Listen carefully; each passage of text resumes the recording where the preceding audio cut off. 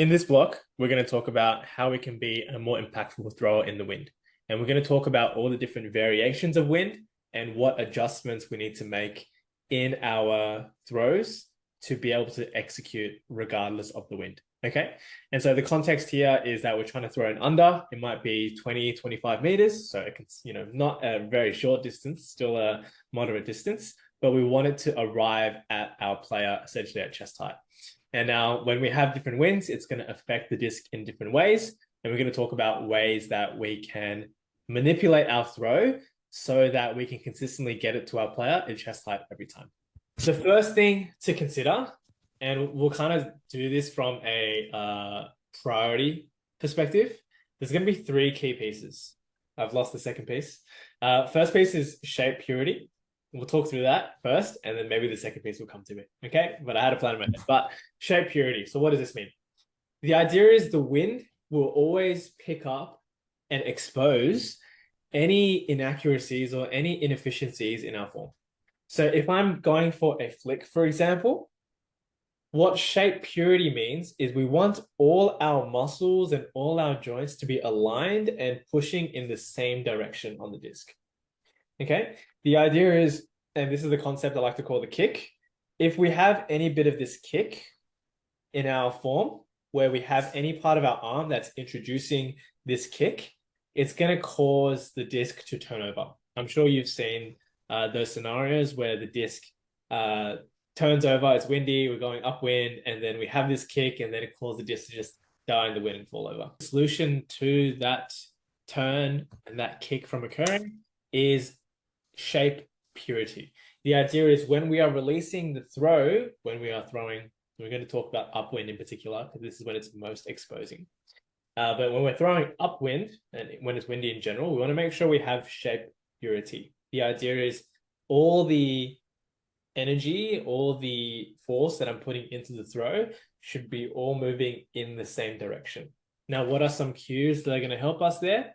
On the forehand side, imagining that we are kind of serving a pizza, right? Holding like a plate. That's going to help us get that last push of the fingers without it turning over, without the fingers introducing that kick.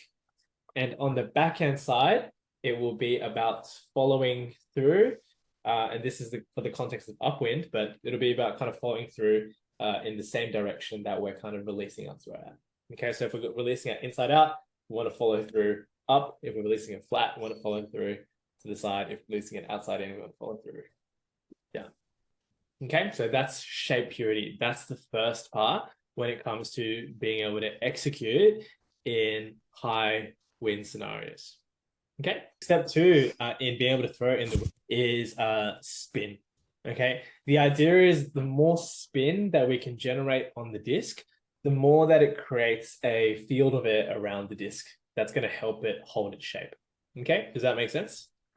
Mm-hmm. Imagine like a really high-speed baseball running, like flying, or a tennis ball, right? It creates a little vortex. It's not technically a vortex, but it creates a little field of air around it that allows it to sustain its flight. The same with the frisbee. The more spin that we have, the more that there is that field of air around it, the more it's going to carry its initial shape. Okay, and the more it's going to go through and try and fight through that wind. So the first thing is shape purity. Second thing is spin. How do we generate spin? Well, spin comes from mainly our wrist and our fingers. So when this kind of snap motion is how we are generating spin. Okay, and also the snap of our fingers in the rim is going to help us generate spin as well. Okay, this is contrary to or separate to the forward motion of our throw. So our throw has two types of motions. We have the forward motion, which I like to call the conveyor belt. Imagine a conveyor belt moving forward, right? That's the forward motion of our throw. So we still need to make sure we have that conveyor belt, the velocity there. The second part is what I like to call the spinning top. So imagine a spinning top on the conveyor belt. It's going forward, but it's also spinning, right? And the way for when it's windy, we want the disc to be spinning a lot. And so therefore we need to introduce that spin, get the spinning top spinning using our wrist and using our fingers, snapping at the wrist. Okay, makes sense? Mm-hmm. So that's step one and step two. They are going to help you a lot. The idea is once we have step 1 and step 2, that's the fundamental basis of being able to throw in. Number 1, shape purity. Number 2 is our spin. Okay. Number 3 is our adjustments. Adjustments depending on what the wind is. Okay, so now I'm going to go through 4 different scenarios. We're going to go through upwind scenario, downwind scenario, and then each of the crosswind scenarios. Okay. Now, when there's diagonal wind, it's a combination of the two. Okay. But the idea is if you can understand what we need to do for an upwind, downwind, and a crosswind, then it's going to help us the best when it comes to these adjustments to make our throwing easy in the wind. Okay. All right. Any questions up to this point? No, that's good. Okay, sweet. So first thing, we're going to talk about upwind. Okay. For upwind, the disc is going to be, before we jump into adjustments, all the adjustments are going to consider one thing primarily. Okay. The adjustments are going to consider the front lip of the disc. Okay. The idea is the wind, depending on how the disc is angled, depending on which side the front lip is exposed to, it will cause the disc to fly in different scenarios or different ways. Okay. Now, when we are going upwind, the disc is fighting against the front of the disc. What this means is if there's any front lip, it's going to push the frisbee up. Okay. So usually some adjustments that we want to do when we're throwing upwind is that we can release lower so that that natural height is going to push the disc towards chest height. So that's the first adjustment. The second adjustment is oftentimes we want to consider exposing less front lip towards the wind, because if you expose too much front lip, it's going to rise. So when we're throwing, we can try throw kind of flatter, so there's less of that front lip that's exposed to the wind. Okay. And the other thing about throwing upwind is that it's naturally going to force the disc to turn. So when we are throwing upwind, we want to throw with more inside out because it's going to end up turning towards flat and outside in. That's just the nature of the wind. It's going to force the disc to turn. So in this scenario, what really want to be, when we're throwing against an upwind, really want to be throwing with inside out shape if we want the disc to arrive flat at our target. Okay. Okay. This ends up being quite fun when there is a wind, and obviously when you first start throwing and you suck at throwing it's in the wind, it sucks. But when you do get experience in throwing in the wind, throwing upwind is kind of one of the more enjoyable challenges of the sport. So in summary, upwind is we want to release lower, or we need to reduce the front lip, and we also want to throw with inside outs. Okay, this is for the purpose of unders. For hucking, there are some other considerations as well. We're not going to go through that during this call in particular. Our focus is if we can get these 20-meter throws, 30-meter throws consistent upwind, that's already really, really good. Okay. Mm-hmm. So that's the first one, is upwind. Okay, now we're going to go into downwind. So downwind is the opposite. Okay, instead of the wind being pushed against us, now the wind is behind us and pushing down, pushing forward on the disc. Okay, what does this mean? Well, if we release neutrally, the disc is going to be pushed down into the ground. This is what a downwind naturally does. Instead of pushing the disc up, it'll push the disc down. Okay, so what does this mean? Okay, instead of releasing low, we want to release high because the disc will naturally move down. Okay, instead of not having any front lip, we want to have front lip. Okay, what this will mean is because we have this front lip, the disc is pushing behind it, and it's going to help us, the disc get to the target. Okay, so that's going to be those two considerations. Release higher, and we can have more front lip so that it carries further. Okay, and then from a spin perspective, shape perspective, all the same.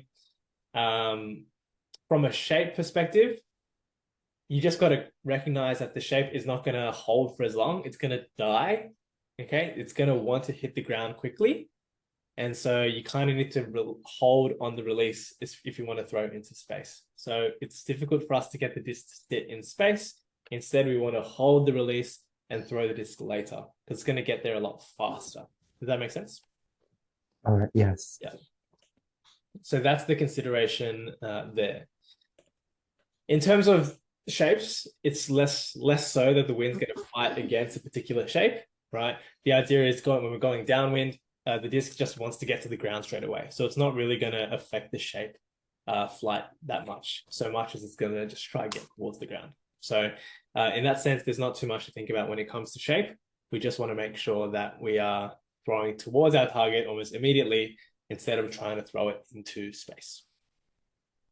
Okay, that's contrary to wind, where like you can really effectively throw it into space and have a disc sit in front of your target if you're good at kind of that skill. Yeah, which is a skill that we can develop, which is what makes kind of throwing upwind a little bit fun, which is like you can access new spaces that you otherwise wouldn't be able to. Now we're going to talk about each of the crosswinds. Okay, now a few considerations. We don't want to expose the bottom half of the disc to the wind when it comes to these crosswinds. The idea is if I have a right to left wind, right, and I'm throwing inside out, the wind is just going to pick it up and take it all the way to the other side. I'm sure you've seen examples of that occurring when it comes to throwing. So oftentimes in a crosswind, the most effective shapes for us to throw are flat. Okay, so when there's crosswind, flat is going to be your best friend. Okay, now there are going to be scenarios where there is a crosswind, or like let's say we have an up-down wind, but we have to swing the disc from the side, right? So it ends up being a cross depending on the direction we're throwing at, right? So how do we throw in these contexts? Well, yes, we want to try throw flat if possible, okay? But if we need to throw with shape, this is what we need to consider. If we are throwing with shape and the disc is, like let's say we're throwing outside in and the wind is coming from right to left, it's exposed, it's hitting this area, right? It means we need to throw with less power because the wind's going to bring it across. The wind's going to push it. Okay. It also means that we can throw further to the direction of the wind because the wind's going to pull it across. Does that make sense? Generally speaking, though, we don't want to expose too much of that lip. So if we want to have a little bit of shape, that's fine. But just be conscious the wind's going to carry it. So we want less power. And also the wind's going to cause it to fly towards the direction of the wind. So we can throw it a little bit more to the right. Okay? Yes. All right. Ideally flat. All right. Now the alternative is if we are throwing this outside in again, but the wind's coming from the other direction. Okay, so now it's pushing in on the front of the disc. Now what's this going to cause? It's going to cause the disc to want to die, right? Similar to our throwing downwind, right? It's going to cause the disc to want to die. So what do we need to do in this context? If we're throwing with shape and the disc is coming across wind over here, then we need to throw harder, okay? And it's going to want to die, so we got to throw kind of faster and directly at our target. Okay, so that's the consideration there. Generally speaking, though, if we're facing towards a crosswind, it's more effective for us to try go for those flat throws. If we're going upwind, lower release, inside out shape, no lip, right? If we're going downwind, doesn't matter about the shape too much, directly to the target because the disc is going to die, higher releases and more front lip. Now, regarding shape on those downwinds, if we do end up getting a higher release off, if we do have that front lip for the disc so that it actually does carry, then it does actually have enough time before the disc dies to carry some of its shape. So we can still be putting on inside out shapes, outside in shapes, if we give the disc enough time to fly. If we don't, it's not going to make much of a difference. But if we get a nice high release off and it's got a nice initial outside in shape and the wind is carrying it in that way, then it will hold its outside in shape. It's not going to be too impacted. That is the masterclass, throwing in the wind masterclass.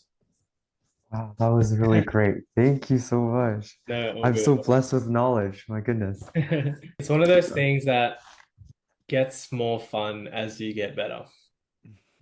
Yeah. Yeah. Yeah, for sure. Okay. I mean, it's still always a challenge, but it does get easier.